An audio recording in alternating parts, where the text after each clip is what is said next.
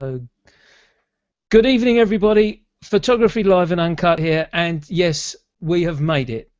My guest today, I've been thinking of something how to introduce my guest in actual fact today, but I got to the point I thought I just can't think of anything, so I'm simply just going to say, Rick Sammon, welcome to my show. Well, thank you so much for having me. You know, we got through all the Google Plus and all that and the chats and all that, so I'm really honored to be here. I really think you're doing a great job with your work, and you're doing an important job, so it's very, very good and flattering to be here. That's very kind of you. Thank you so much for that, because really I should be thanking you for everything that you've done with photography. And yes, you got the nickname of the Godfather, and everyone sort of points to that with regards to your teachings, your photography, where you've come from and what you do. But let's go right back, because I was really intrigued to watch that show you did with Karen Hutton that time, Rick, when you were talking about how music was so much involved with not only your life but with your photography. You majored in music, which I found amazing. You majored in music. Well, I majored in music, and when I got out of music school, I was teaching, and it's a hard life. You know, just any artistic endeavor is pretty hard. So while I was teaching, I was taking pictures, and it's kind of funny. I just took a picture. A lot of your viewers and listeners may not have used a view camera with the tilts and the swings, but with the view camera, you could kind of like see around the corner. So I took a picture of myself reflected in a toaster in 1975. So you look, you know, today you could do it easy in Photoshop. So it looks like you're looking in, you can't see the camera. I sent it to a magazine, it got published. They liked it. They said, would you write an article? They liked it. But 3 months later, now I'm from music school, they asked me to be the editor of the magazine. So for 3 years, I was the editor of Studio Photography magazine. And I interviewed Car Shivada were there, Arthur Rothstein, Andre Feininger, you know, the greats of photography. It's amazing that I'm here. And then that was 40 years ago, basically. I was reading somewhere, I found it, that you've been involved in photography for 40 years, but you've just confirmed it, because I was going to ask you before the show. It is 40 years that you've been involved in the industry. And I've been married for 40 years. I think it's 18,400 days. I figured it out recently. Since I've been Uncut. It's 40 years, but this doesn't count the leap year. Times 365 equals, yeah, I've been married 14,600 days.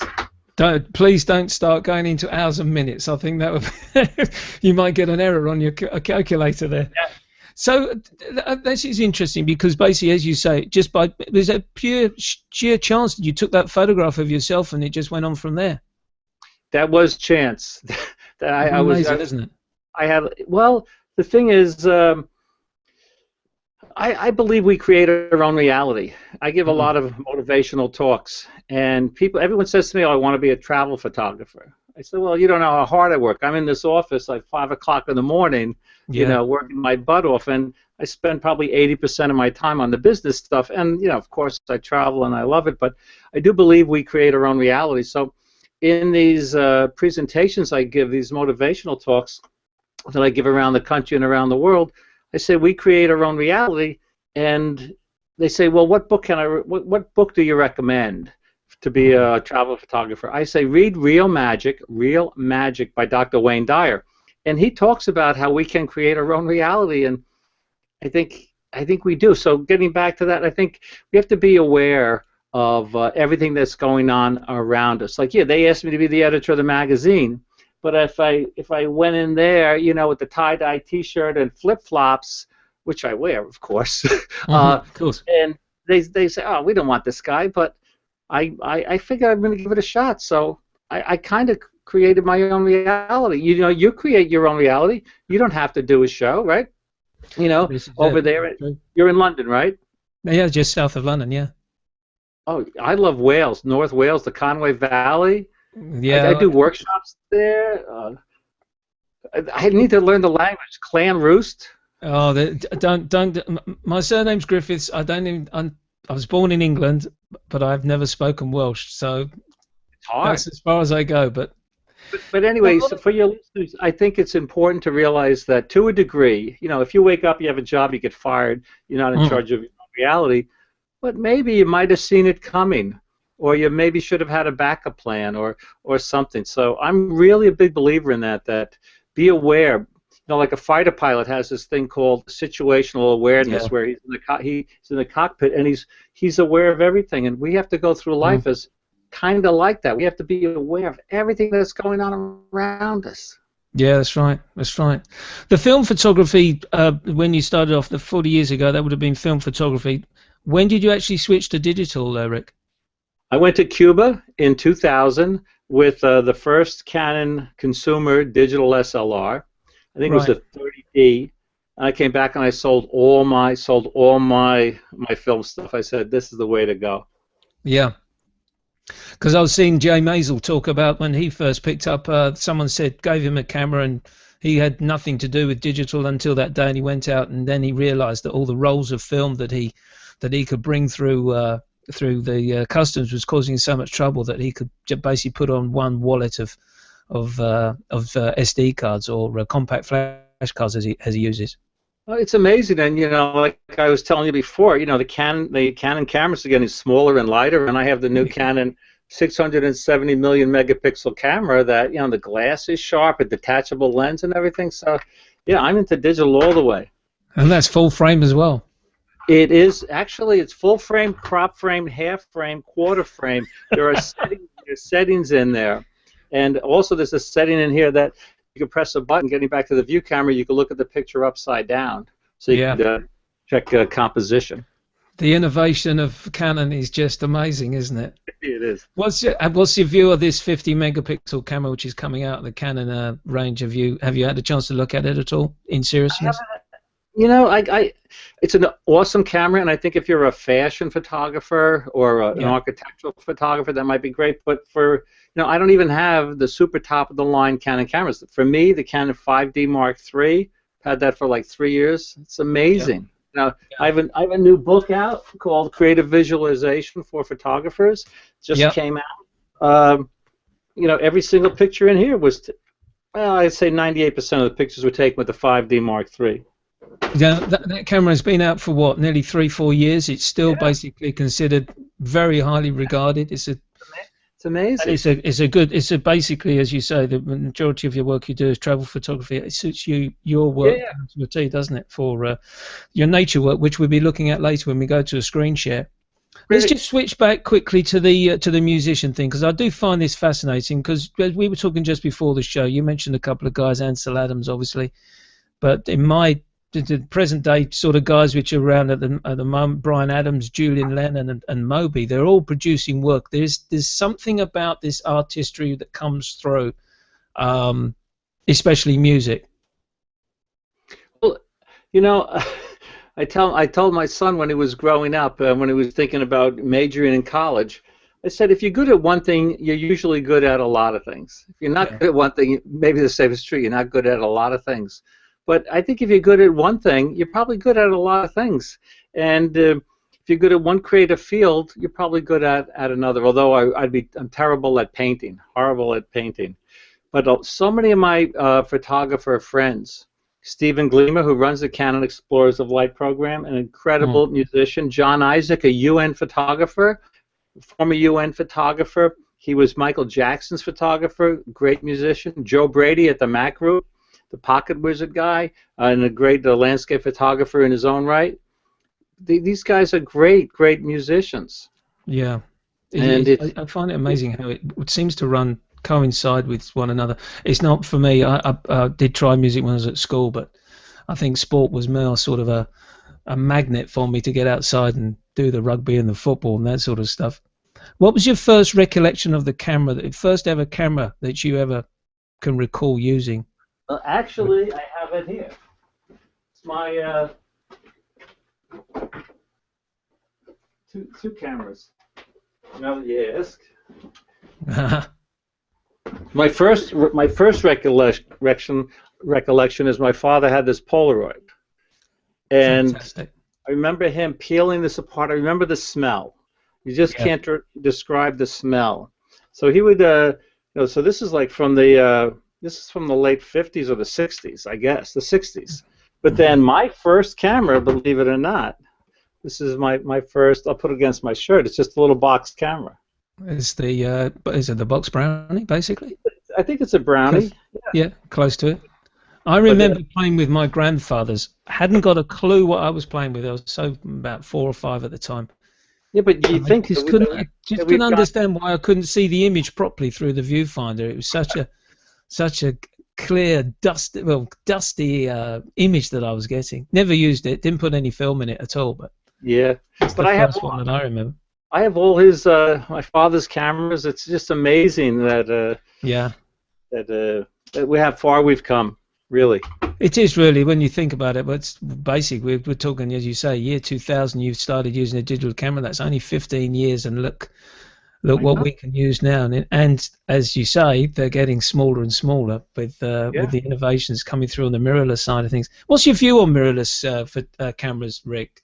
Have you used them? I haven't used them. Thinking about it at all? I'm not really, because I go to Africa and I want that, long lens. Yeah. I was using a Canon 200 to 400 with the 1.4x, and I use fisheye lenses. So, if I were just doing street photography, maybe I would think about that. But right now, I'm sticking with the SLRs. Yeah, I've spoken to Martin Bailey about that, and again, he said exactly the same thing. He's invested so much money in the Canon range, but at the same time, it's the type of photography that he does. They're tools, aren't they? Let's be honest. It's not a question of it's the latest and greatest. It's a tool for the job. It does the job which you require. Well, it's the same thing in music. There are, 100 different types of electric guitars, and a Les Paul solid body guitar sustains the note a lot longer than a hollow body jazz guitar, which has a totally different tone. And the acoustic guitar, that ages. The sound changes as it ages. It becomes mellow, very, very mellow. So, yeah, these are tools. Exactly right. They're toys, but they're tools. Yeah, exactly. Well, it depends what side of the fence, John. If you're a professional, then they're tools. If you're a hobbyist, then they're toys, I suppose. Well, my friend, you just said it depends. And on my workshops, the first question someone ever asked me, I do workshops all over, I get a lot of questions. Someone says, what lens should I use? The answer to every single question that someone asks me is, it depends. It depends on your creative vision. And that's the same with your camera. It's not what my I was going to do a book. Hey, Rick, what's your f-stop? People always want to know that. It's what's your creative vision. That's what it's about. It's interesting you say that, because just recently one of my questions to a lot of the street photographers who have been on my show is I'm very keen to know what their setups are for when they're out shooting. And obviously you've got the usual, the aperture priority guys, the shutter, the program users, and the latest one, I suppose, which is where they set the ISO, like me, and then they set their aperture and their shutter speed, and away they go. But the thing is, as you say, it's when you're out and about, it depends on what you're doing and what you want to do. Can I just, I'm assuming, and I hope I'm right here, in your terms of photography, you're majority of the time aperture, or would you be manual shooting? The only time I use manual is when I'm doing a daylight fill-in flash, or fill-in flash, or any flash photography, and HDR. Sometimes. Right, yes. 90% of the pictures are aperture priority, because that's what I learned on. And I say, whatever you do, stick with it. Like, a lot of wildlife photographers say you have to use that back button focus on the camera, because that back button focus separates the focus and release in the shutter. I recommend doing that, but I don't do it, because it will help you. But I've done this so long, I'm good at doing it this way. Why change? Exactly right. Yeah, exactly. Rick, let's go to screen share, because do I have to do anything? No, fine. I've got it here. I can put it straight on. You should see it coming up now. You're going to see. There you go. Yep. You're going to see my Google Plus page, and you should see now on your screen. I took that picture on Tuesday of that model in Adorama, in a busy store. Beautiful. This one here you're showing right on the front screen, yeah? Yeah. Yeah, lovely shot. Look at the eyes, the detail on these eyes. Yeah. Fantastic. Just a point in passing there with this particular image. What sort of work have you done on that in editing? Do you do your own editing, or do you pass it on to someone else? Yeah, scroll down just a bit. You'll see a behind-the-scenes shot of me there. Right. Okay. Yeah. I So did see we're in a that on busy it. store. So first of Yeah. all, the light is very even, caused by Mm. a Westcott rapid box above with the Canon speedlight in it, bouncing off that Westcott highlighter. Okay. So in post processing, obviously, I changed it to black and white. Yeah. I softened her skin with a plugin from called Perfectly Clear. I Yeah. whitened her eyes, and very, very important, I think. We mentioned Ansel Adams before while Mm. we were talking. Look how the edges are darkened. Yeah. And you look at the Renaissance paintings, a lot of the Renaissance painters, like Ansel Adams too, they darken the edges to draw more attention to the scene. So that fur is Yeah. actually white, but I Right. darkened the edges. And in Nik Color Effects Pro, the best, not the best, one of the best, one of my favorite filters is darken, lighten, center. So it lets you put the Yep. center point anywhere you want and darken the edges. So it's very, very cool. So I probably spent maybe 10 minutes working on the picture. Yeah. That's. I can see what you've done But there. Yeah. That's a but couple of it good tips started there with a actually. great model. It started with a great model and good Yeah. light. Yeah. Exactly. Yeah. Let's go to the galleries because Sure. it's so detailed here, and it's just a fantastic website. I think if you're a photographer or interested in photography, you can't find something on this website. Well, you won't find it anywhere. They got your books, your workshop, all your links, your podcasts. Well, it's just truly amazing what you're Well, offering people here.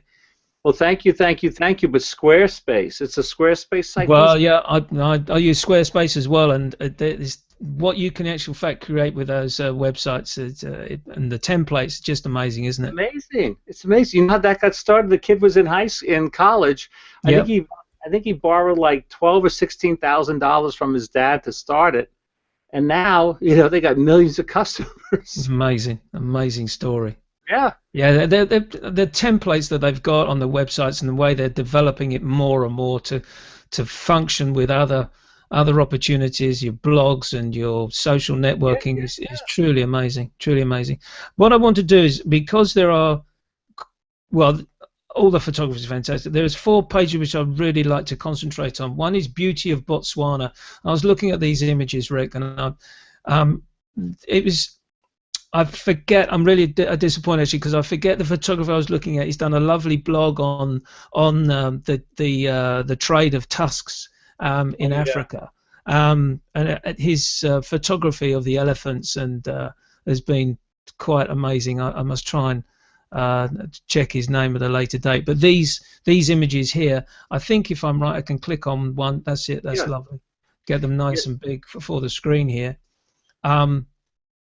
Beautiful shot of this elephant at sunset, I'm Sunset. assuming. Yes, Well, sunset. I'm trying to make the screen well, bigger. well, Tell us about thank it. you. Sure. Well, thank you. But the key to being a travel photographer, well, there are a lot of keys, I guess, but one of the keys is having a good guide. And Mm. I had seen pictures of elephants like this in Botswana, so I asked the guide before we got there, before we left home. I said, I want to go there. He says they're there every night, and there's a drought, so there's dust in the air. So you're going to get, the beautiful, glow in the sky because of the dust. And he says, I guarantee the elephants are going to be there. So this picture and one of the other pictures there, I knew I was going to get. Mm. And just from an exposure standpoint, I'm always exposing, in the aperture priority mode, I'm always exposing for the highlights. I don't want the highlights overexposed and washed out. So that's why there's detail around the sun there. Yeah. So, yeah, there's the other one. So we have detail around the Yeah. sun. By the way, I have this picture here because a lot of people like it, but that one with the tree in it, the one we were Yes. just at. Just go back for a second if you Yeah. could. Got it. Yeah. Right above the elephant, you'll see a circle, and that's a ghost image of the sun.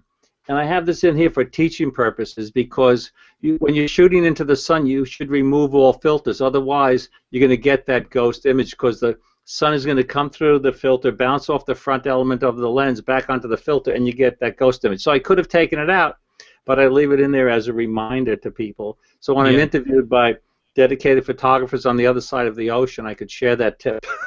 Yeah. Let's look at some beautiful shot here of this. Oh yeah, that's a flash shot. So, and a lot of people, Right. my goal when I'm taking a flash picture is I don't want it to look like a flash picture. So I Mhm. balance the light from the flash to the available light. And if your listeners and viewers just do a search Rick Sammon daylight fill in flash, they'll see a lot of articles on that I've written on daylight fill in flash. Can you remember what lens you were using on this particular image, Sir Rick? Yeah, I think it was a white lens. Right. Okay. A white It lens. was my 100 to 4. My favorite 140. yeah, my favorite wildlife lens is the 100 Canon 100 to 400 millimeter image stabilization Right. lens. Okay. Yeah. Yeah, this same with this same lens. And actually, if you go back to the gallery, I think you'll see a much wider shot. I forget. Yeah, there it is. There it is, right above the bed. Right above the bed. You Got see, it. if yeah. So that's the Yeah. same animal. So when I'm running a workshop, and actually I'm running a workshop to Botswana in 2015.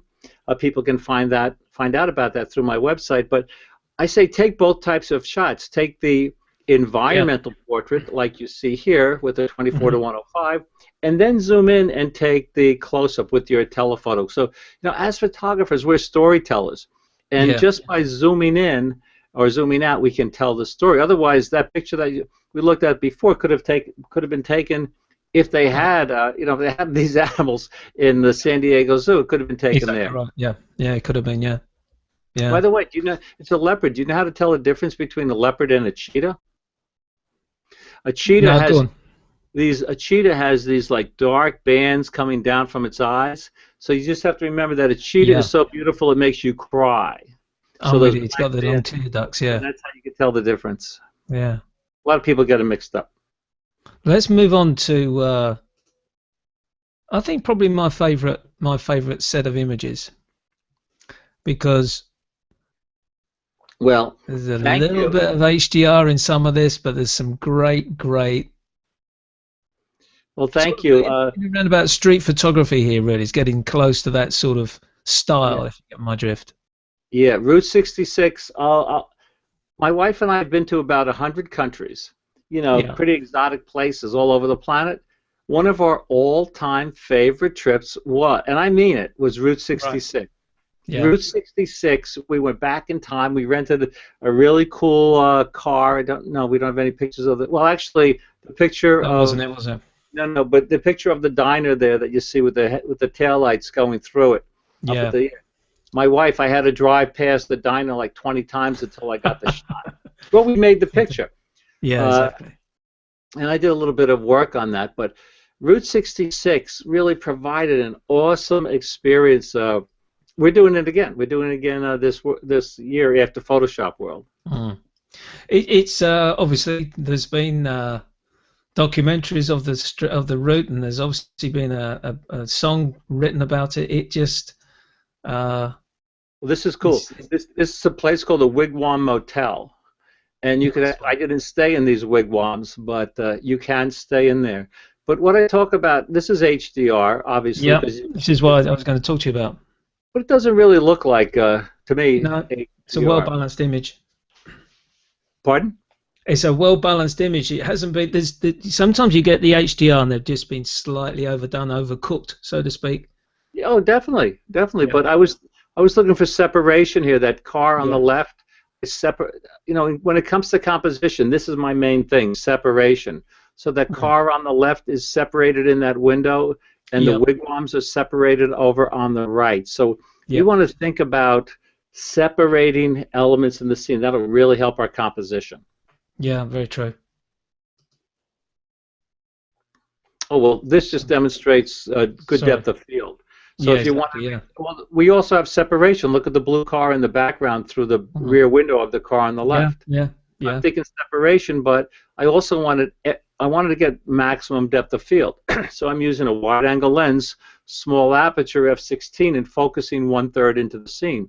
I tell Yeah. my students, just because you have an autofocus camera, it doesn't mean the camera knows where to focus. Very true. I love this image. Love this image. Well, I use the duplex filter. Thank you. Yep. The duplex filter in Nik Color Effects Pro to soften it, and we're storytellers. So you saw Mm. so or your viewers have seen so far, some of the wide-angle shots, but details help us tell the story. And this was just on the side of the road. I love it too. Mm. Yeah, it's a great, emblem there of the car. What's the next one? I wanted to go to World Portraits because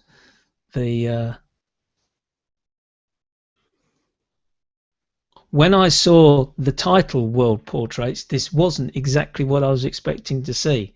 I was expecting to see famous people, in actual fact. Now, these people may well be famous in their own right, in their own country, but I think some of these images are just, well, there's a huge wow factor here. Look at this face here with the way he's decorated his face, and that. Well, that must hurt, putting that pin through his nose. Well, learning about the subject is important. This is a Huli Wigman in Papua New Guinea, and what they do is in his headdress there, made out of his hair that's cut off when he's young, they make this headdress that they put on for ceremonies, and then they stick the feathers from the bird of paradise in there. And they feel those feathers attract the spirits of the departed ones there. So the spirit world in Papua New Guinea is very, very important. For example, you don't wake anyone up when they're sleeping in Papua New Guinea up in the highlands here, because they feel that when the person's asleep, their spirit leaves their body, and they go take revenge on people who've done bad things to their families. Wow. Oh yeah, so you're just left to sleep basically until eventually you wake up. Yeah, right. I thought this is some sort of peace pipe here. This is amazing. Well, actually, that guy was at Woodstock in 1969. No, I'm not kidding. I know. That's China. And the teaching lesson here is that when you see a shot, wait. And I thought the smoke could produce an interesting effect here. A lot of my students, they took the shot and left, but I waited, and talk about a darn lucky shot. The smoke is just surrounding his head like that. It's amazing. Like that's my luckiest shot ever, I think. Yeah. And this guy painting his face as well.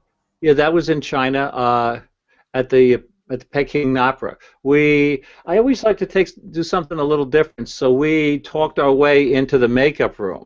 So everyone, was taking the pictures on the stage, which some pictures might be there, I don't know, but I thought the behind-the-scenes pictures would be a little more interesting to help to tell the story. That's right, yeah.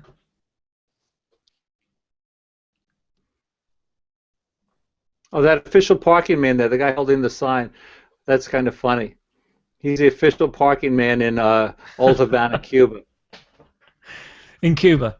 Yeah, Old Havana, Cuba, yeah. Yeah. I like the way he spelled official. He would take a few bucks to watch your car while you parked it. Right, yeah, exactly, yeah. But, I love photographing people. We were talking about famous photographers before.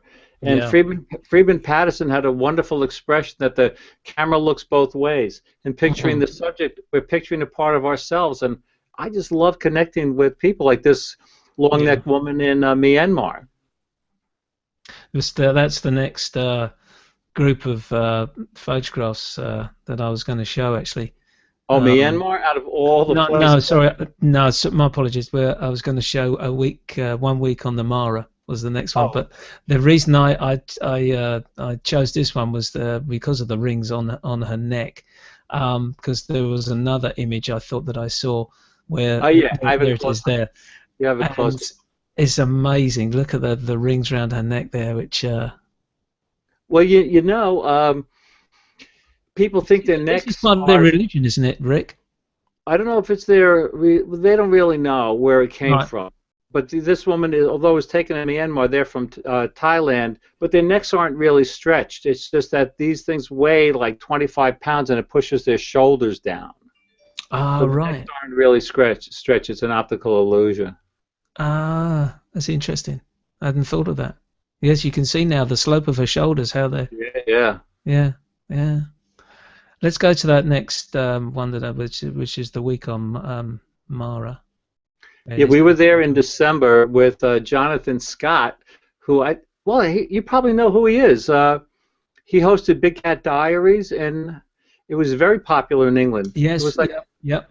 I do Yeah, know I the name now you mention it. don't Yes, know, don't know if there's a picture of him. There he is, down the bottom. down the Jonathan bottom there. Scott. Yeah. He's an amazing, amazing, dedicated, conservationist, photographer, just an Mhm. awesome, awesome person. I So think you know, I don't know is why it's linking not up. coming up. Oh, there it is. Yeah, bit slow to There we load. go. There we go. But he, if you look at these pictures, I think that's pretty amazing. I got the pictures, but I had so much help. I had his help. He gave me his vehicle. So I'm in a Mhm. private vehicle. He got me the best guide in Kenya on the Masai Mara. So yeah, my name's on the pictures, but in the articles I've written, I give him credit. I give my wife Yeah. credit for helping. I give the guide credit. So I was there. But we talked about creating your own reality. Yeah. I met him in Antarctica. Actually, he was on the boat with like 20 other photographers. I'm the only one who became friends with him, and guess what? I'm the only one who was invited to Kenya with him. Amazing, isn't it? Amazing. So That's what we it's all have about. to, we have to. You won't be able to see it, but there's a picture there. If you scroll up to the top, Yeah. of two lines, yeah, up in the top left. Top I don't, left. I don't think you or your viewers will be able to see it, but this was taken with that Canon 200 because it doesn't enlarge. The Canon Mhm. any more than this. The Canon 200 to 400. This picture is so sharp you could see a fly in this picture over the lion's eye. There's a little. I could see it on my screen. There's a little Is it dot there. there? Yep, that's it. That's That's a it. fly. You can see the Amazing. black body and the white wings. That's how sharp that Canon 200 to 400 is. It's amazing. But the driver put me in a position Superb, for dear. that. The Yeah, picture. exactly. Well, this is it. You got to you're utilizing what's available for you, but at the end of the day, come on, This, you've got to make this. these pictures count, and you have done. Well, thank you. This picture, this lioness and her cubs were walking across the Mara in a direction for about 20 minutes. So the guide got me into position. I'd shoot, Yeah. then he'd go back and wait for them to come towards us. I'd Yeah. shoot, he'd go back. He went back like 20 times. You know what I'm saying? He kept going back, back, back, back. I think this is one of the last shots I got. But if I'm there in a vehicle with 20 other people or 2 other people, and I didn't have a good guide. A quick tip here, by the way. Lions blink like people, and good lion shots always have like there's a shot here of a bunch, like underneath on the top left. If you look at the top left, go under that, yeah, all those lions have their eyes open. So Yeah. that's an important thing in wildlife Yeah. photography. That's right. Contact with the Getting eyes. down very low, by the way. I'm in the vehicle. I'm hanging out the door, getting down low, so I could see eye to eye. And when you see eye to eye and shoot eye to eye, the person looking at the photograph can relate more to the picture. Yeah. So this this was a safari that you were on, and you were traveling through the Mara, or were you sort of I'm assuming camping out? Yeah. Well, we were in a lodge. We were at a place called Governor's Camp. Oh, right. Jonathan Yeah. Jonathan has his own place there, but he also had a permit to drive off the road. So, I mean, I had so much help. I can't even tell you how much help. Yeah. The picture of those 3 cubs above the tree. You see the Cubs tree on the above right? the Those tree. 3 cubs. I'm not On really. the right. Oh, On the yes, right. yes, yeah, got it. Yeah, beautiful. That was the Okay. very first picture I took. The guide picks us up. We get there at 4 o'clock in the afternoon. He says, "I know where the cubs are." So we get in the car. We drive 20 minutes, and we saw the They're there. cubs.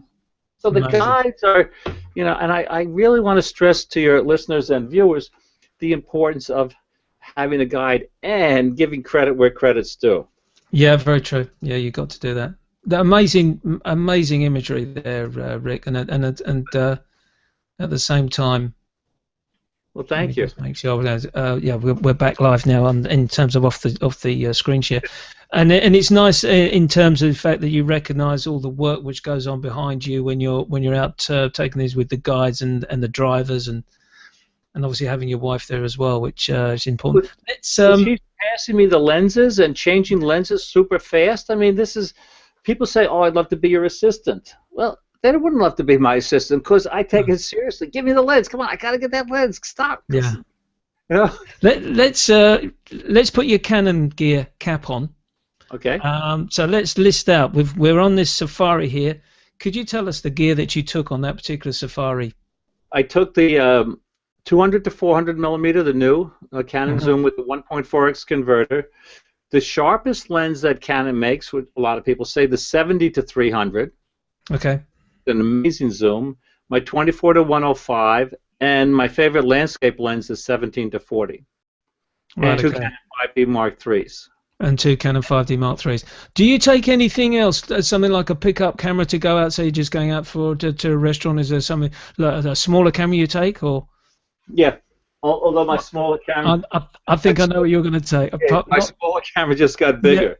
Yeah, was that the iPhone 6 or something like that, or the Nexus or something like that? Yeah, I didn't think I was going to like it. I thought it was going to be too big, but I'm loving it.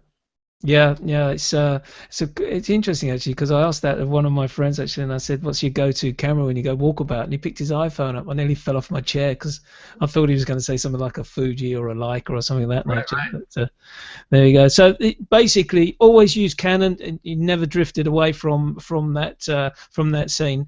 Well, I switched in 1995. Okay. Because of the autofocus, it was very fast. And because the ergonomics of the camera. You know, I love that wheel on the back that lets me very quickly and easily dial in the right exposure. And I think that feel of the camera, like the feel of a piano, is, exactly. You know, if I'm at a Wurlitzer upright piano, I don't think I'm going to sound that good. So I may not play the same, but if I'm at a Steinway Grand, it's going to sound a little different. And I think you make a point there actually about the type of camera that you choose has got to feel right in the hand, not because so and so uses it. Yeah, it's a very important point you make there. Let's talk about your workshops, Rick. And sure. As you've said earlier on, you talk all around the world with your lectures and that. But your workshops. If I was to sign up to one of your workshops, what could I expect to get?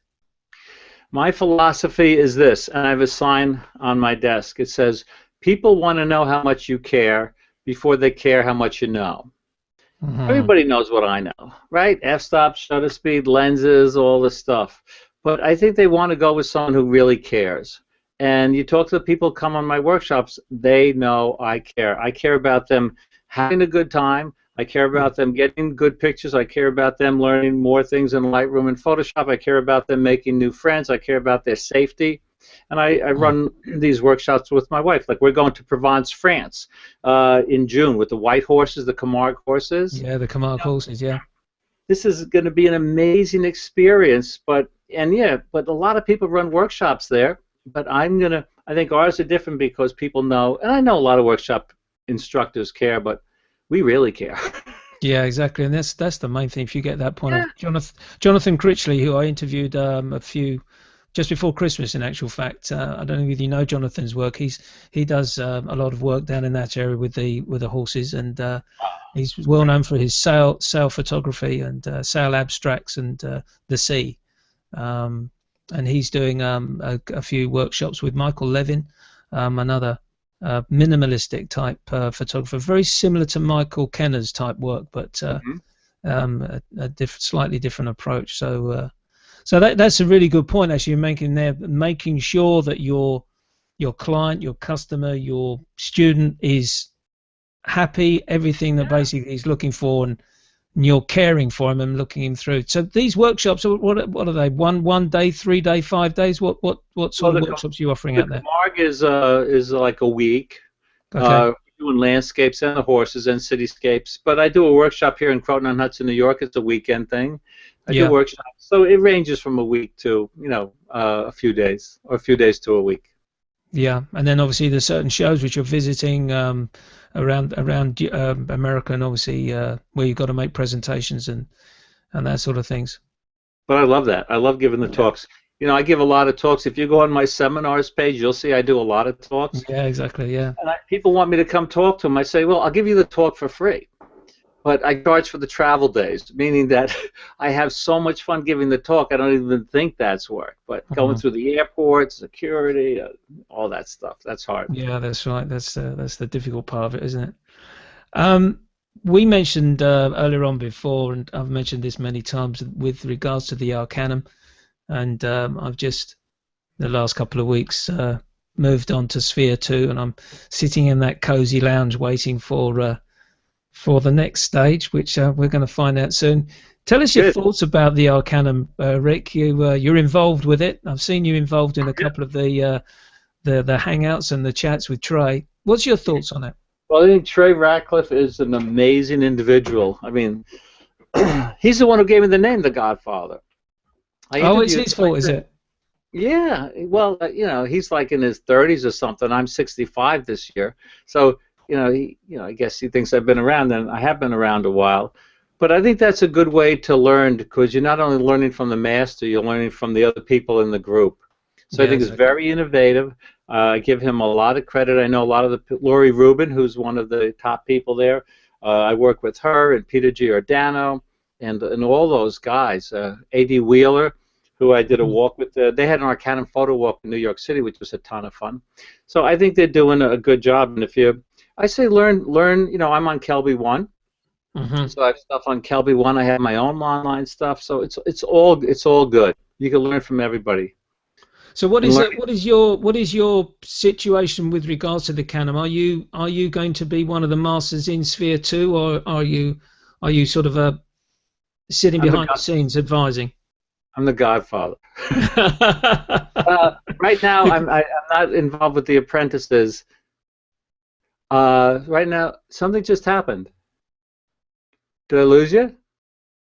Waiting for people to join this video call. While you're waiting, I think I lost you. I don't know if you could hear me. Something happened. Don't know what happened. I'm going to quit and come back.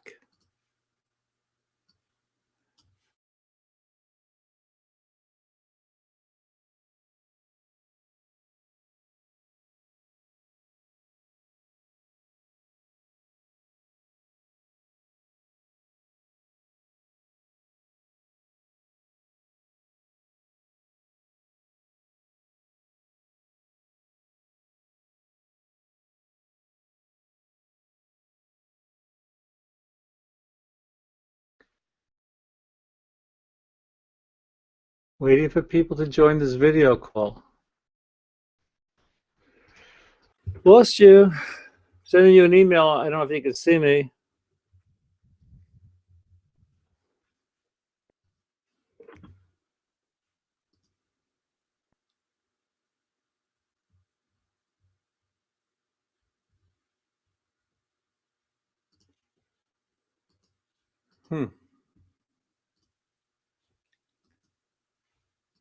Share this link. You waiting? Hello? Still there? Yeah, what happened? I was just dropped off. Okay, we're here.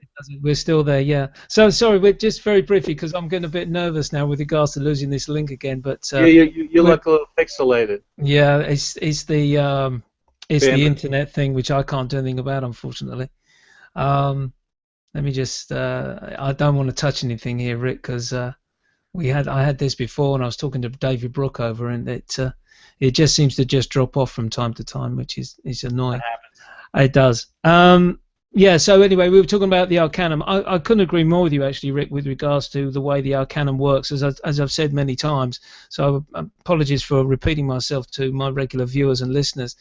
The best way of learning, not only getting your comments and critique of your own work from a professional, from a master, is second to none, but to, in actual fact, receive comments and critique from your fellow apprentices is just, in my opinion, a good way to learn. I learned more from the Arcanum in 5 days than I did from 5 years of being members of camera clubs and getting critiqued by people who called themselves judges, who were more inclined to comment on the type of work that they liked, not on the type of work that was being presented to them and the quality of the photography.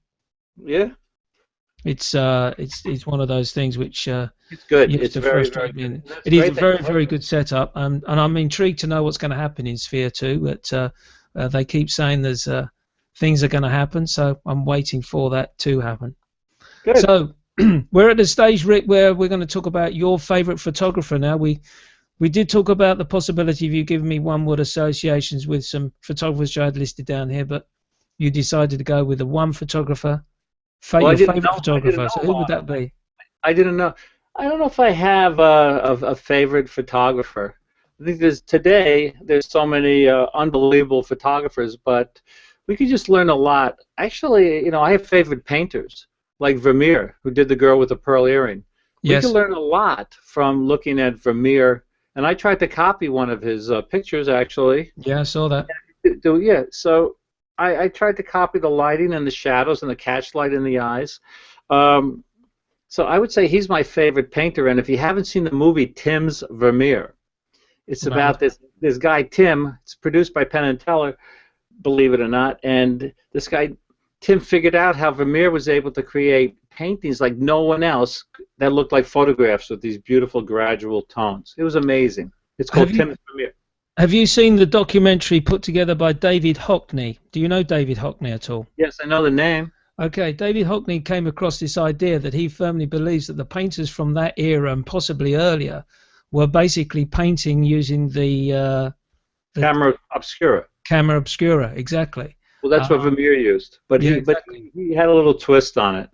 Yeah, it's interesting though, because when you go into these exhibition halls and you see all these fantastic paintings by these guys. I went into the Rembrandt Museum in Amsterdam and the Van Gogh exhibitions. You look at them, you're bowled away by the quality of the work.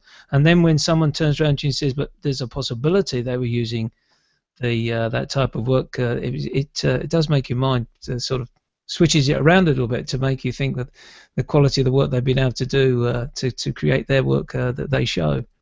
So who would be the person that's inspired you the most, Rick? I would say early on it was Steve McCurry, because you were looking at my world portraits. Yeah. I wanted to take people pictures like Steve McCurry. Yes. But so I would say early on, out of everyone, he would be the one.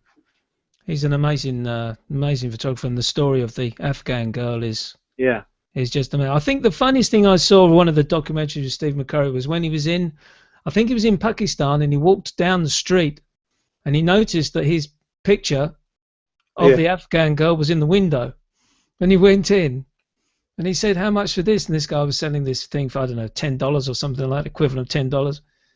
And he said, "I took this photograph." And the guy looked at him as meaning to say, "No, you didn't." I've seen that. It's great. I've seen that picture, posters, horrible reproductions of it in India, Bhutan, everywhere. Yeah. Funny enough, last year he was in the photography show in the UK, and unfortunately I missed his talk, but he was floating around everywhere, and there's just people following around. Interestingly enough, you mentioned Trey Ratcliffe a short while back. He had a walkabout in London a couple of weeks ago. I don't know if you know about this. I saw it. He saw it. A Valentine's Day walkabout, and he had about 250 people following him. It was quite an amazing scene to see these guys walking along South Bank there. And yeah, I bet. Yeah, exactly. Yeah. So it's interesting. Your inspiration comes from Steve McCurry, and I'd say some of it does. Underwater photography. I love David Duboulet. But. We haven't really talked about your underwater photography. Just quickly before we have to close, your underwater photography. How many years did you do to do that sort of work? For 20 years. 20 years. And that's all I did. I mean, that's all I did. I produced 6 or 7 underwater books. Yeah. And actually, one of the most fun books was